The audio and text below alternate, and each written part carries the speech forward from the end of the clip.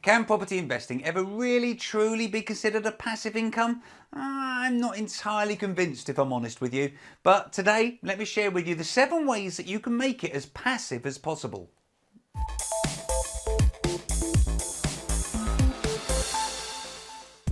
Hi there, my name's Tony Law from Your First 4 Houses, and my channel is all about helping you achieve financial freedom through property.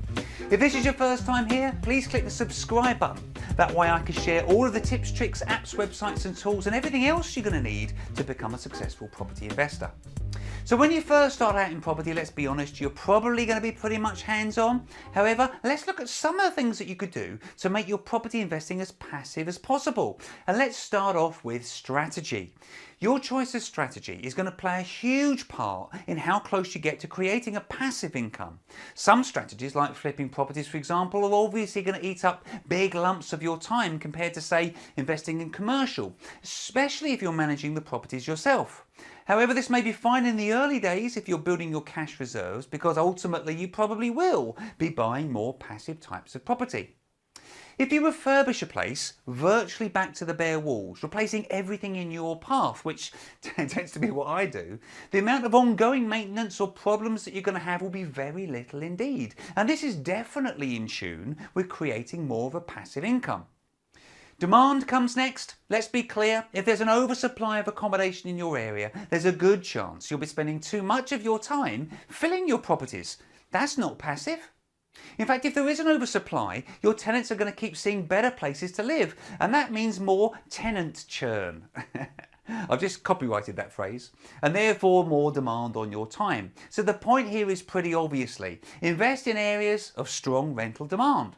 Speaking of tenants, you've got to look after them. You've got to keep them happy. If you give your tenants a wonderful place to live, somewhere they love spending time, they won't be looking around as they approach the end of their 6-month tenancy. A happy tenant will stay with you for the long term and shouldn't give you any grief. And of course, that's more in keeping with a passive income. One other thing that I've noticed, and I'd appreciate any comment or feedback on this, and it's just an observation.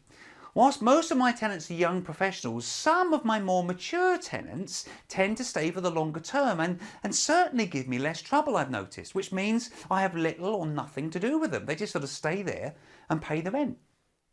A competent letting agent is your biggest ally, and let's be honest, if you're looking for a really passive income, you shouldn't really be dealing with tenants at all.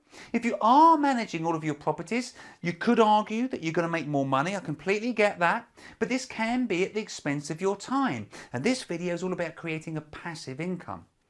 If you're looking for that passive income, your competent agent can largely give you this. However, can I suggest there's an argument for buying all of your properties in one geographical location so you can negotiate hard on the fees.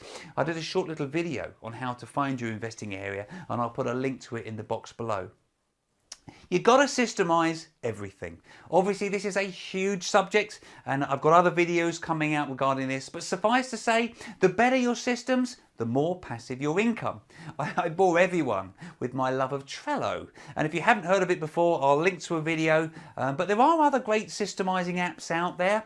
In fact, if you have a neat way that you note down your systems that you then outsource, so I'm talking about do this, followed by this, followed by this, I'd really appreciate if you could take a moment to comment in the box below. And lastly, once you've worked out how many properties you need to be financially free, i.e. bringing in more income than you're spending, buy one more. The cash flow from this one can pay for all of your management across your entire portfolio, meaning that you can be pretty much hands-off, as the agent should be taking care of everything. If you found this video helpful, again, I'd really appreciate if you could take a moment to subscribe by clicking here, and I've got a couple of other videos here that you may well find helpful.